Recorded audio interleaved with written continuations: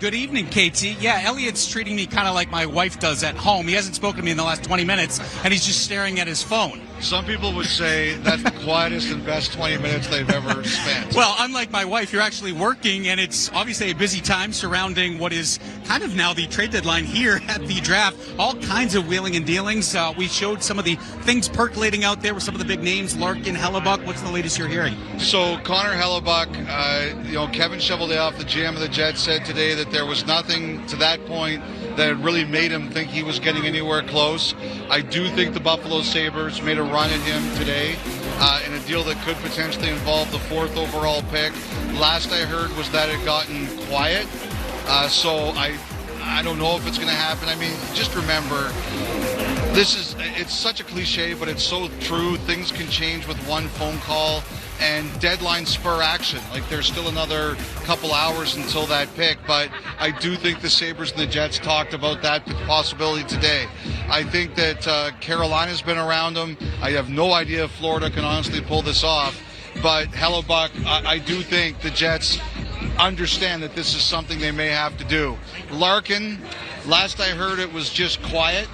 I think that's just Steve Yzerman's way. He likes it that way.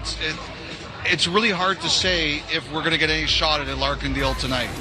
Where are we at as far as Jason Robertson? It felt like things were trending in the right direction for Seattle yesterday. Then we learned that, Seattle isn't his destination of choice. So where might a destination of choice be for a guy like Jason Robertson? Well, the number one thing I believe here is that, I said today on my radio hit and on Sportsnet that there's the possibility that he could just take a one-year deal as qualifying offer or go to arbitration and walk himself to free agency.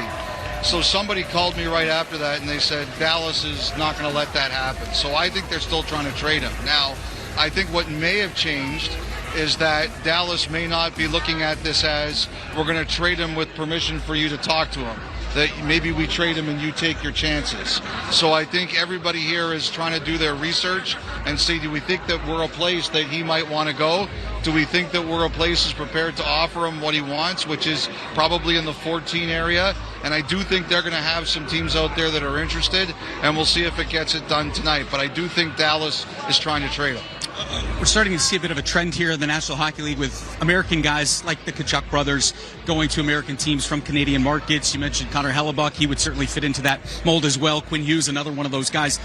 In maybe talking to some of the front office teams here at the draft, are you getting the sense or any kind of sense that maybe Canadian teams might be wary of drafting American players in the first round or high-end picks like that, just based on the way things are trending right now? It's a great question, Jameson, and the one thing that I hear a lot is you really have to do your research.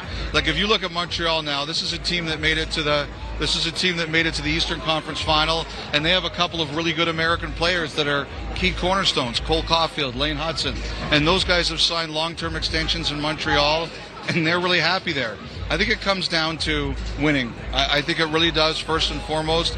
Like, I do think the taxes are a thing. I think the post-Olympic reaction for a time was a thing.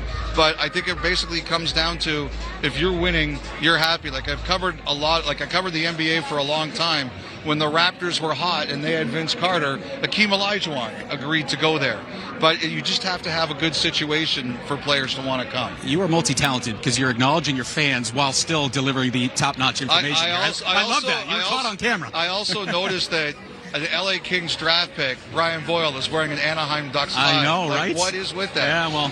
The other name I wanted to mention is Zach Werenski. And I just think that, as been reported, they're supposed to meet with him after the draft, but that was like a solar flare. And I think a bunch of teams have called the Blue Jackets and said, what are you willing to do here? So we'll see how that unfolds. All right, I listen to the podcast. You guys do a great job. You root for chaos. Are we going to get some chaos maybe tonight or tomorrow as far as teams and big moves and big players? Look at what this week has been like. For years we've been promising that there will be action. Tonight? And finally, we have delivered. I still think the other one I think is Mason McTavish. I thought last night he was getting dealt for sure. If he isn't dealt in the first round tonight, then I think it might go back off the table. All right, Elliotte, appreciate the insight and the latest. You stay tethered to that phone. Don't go too far. And if you have any news, you bring it right to us. All right, Jameson, always great to see you.